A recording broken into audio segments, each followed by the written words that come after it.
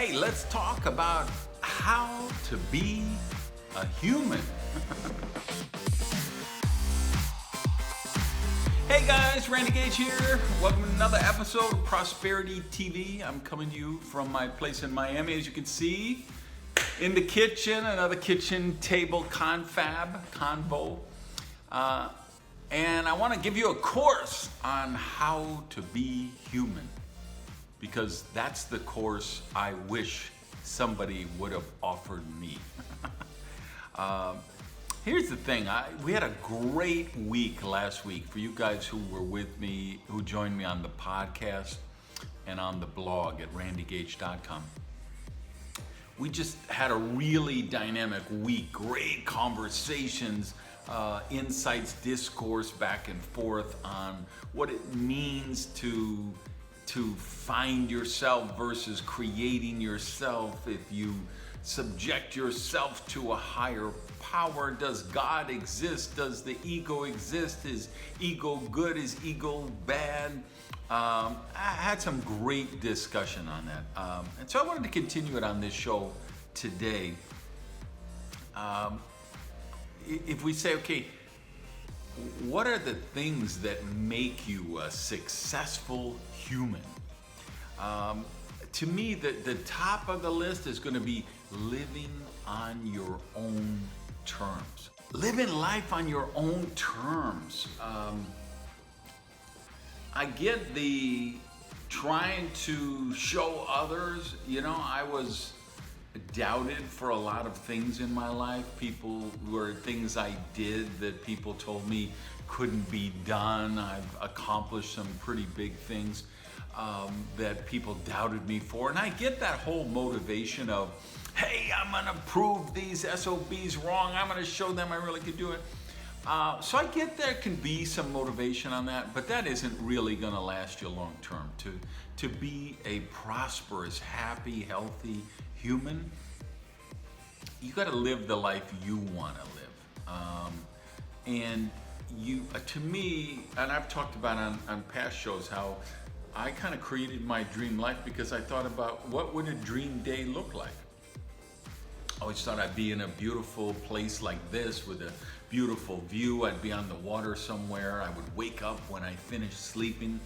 I'd be able to travel the world and run my business from a palm, under a palm tree with a laptop or a smartphone, and writing and working out and eating healthy. And, I was able to manifest that because I saw what a perfect day looked like. And then I built a business that allowed me to live days like that, right? Ultimately, I'm a philosopher, right? That's what I do for a living. If I had I don't use business cards anymore, but if I did, that's what I would put on my business card, philosopher.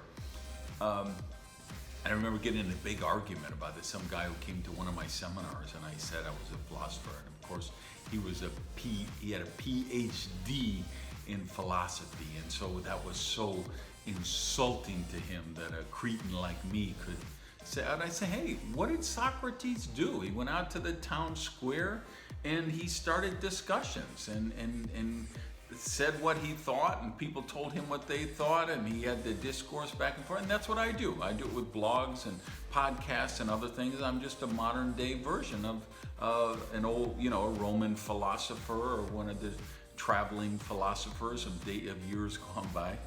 But that's my life. I'm living it on my terms. I don't have to prove anybody wrong. I don't have to prove to anybody that I can accomplish things. I've set it up on my terms. And that is the distinction between finding yourself versus creating yourself.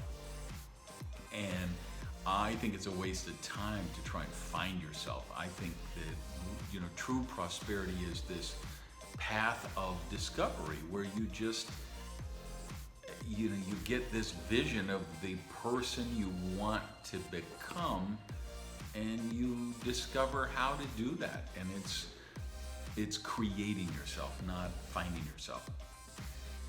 The next big thing you got to worry about as a human is you got to figure out the interdependent stuff. we worked out really good that hey, certain people are better for certain things. So we have people who specialize in being a plumber and they can fix your sink, and we have people who specialize in brain surgery and she can operate on your brain, and we have people who serve us in restaurants and people who rent us cars, and we delineate all of these functions, but then it gets really messy when it comes to love and relationships. And the danger is when you are trying to rely on other people for validation. If you saw the newsletter 2 weeks ago, the Friday Philosophy, I talked about that.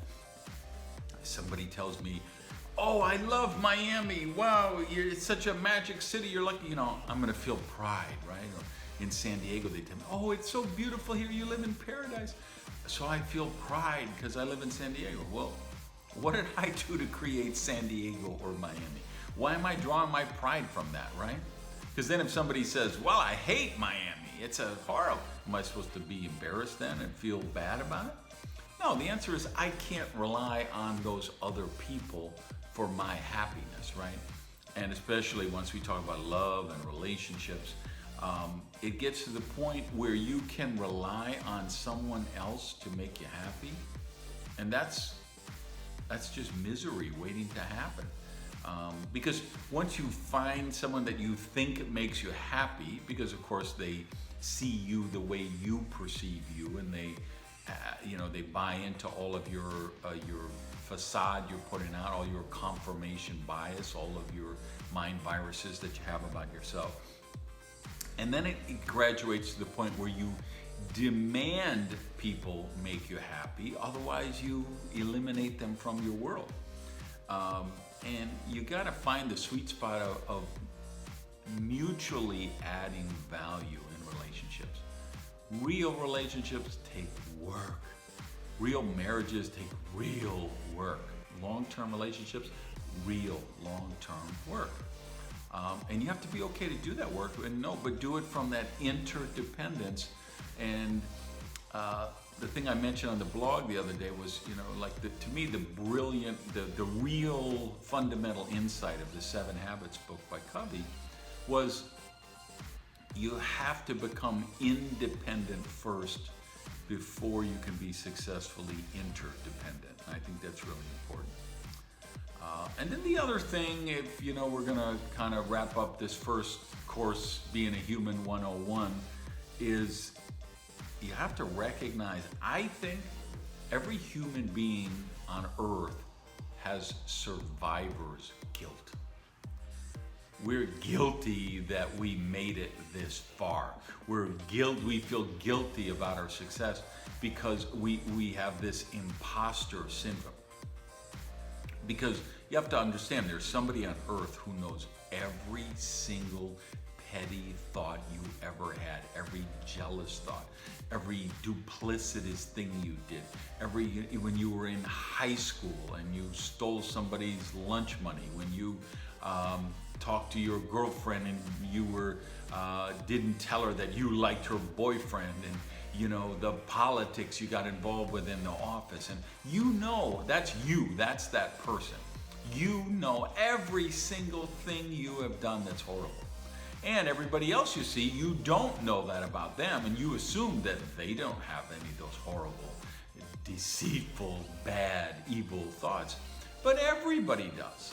Believe me, Mother Teresa, pick, the most noble, Gandhi, pick the most noble person you can think of. I guarantee you they had lust, they had jealous thoughts, they had petty thoughts, they got insulted about things. That's just the pathway to humanity. That's the lessons of every one of us has done things, said things, felt things that we didn't like. And to be successful as a human, you have to have the ability to forgive yourself. You got to have the ability to reset the past. A lot of you know my story. I was a teenage alcoholic, teenage drug addict. I was in jail for armed robbery at 15 years old. I did horrific things. you can't go back and change the things you did. There's some things you've done. There's some people you hurt that you can never unhurt. There's some debts you owe that you can never pay back. And you just have to be okay with the fact that, hey, I'm going to forgive myself. I have things that I can't pay back, but I can pay them forward. And I have things I don't like about myself. I have things that I hate about myself, the way I used to be. But I get to make the choice and choose the new me, the new behavior, the new destiny that I'm going to create to become that highest possible version of myself. What do you think? Get down below in the comments. If you're watching on YouTube, if you're listening to the podcast, hit me up on Twitter. Go out there and have an amazing week.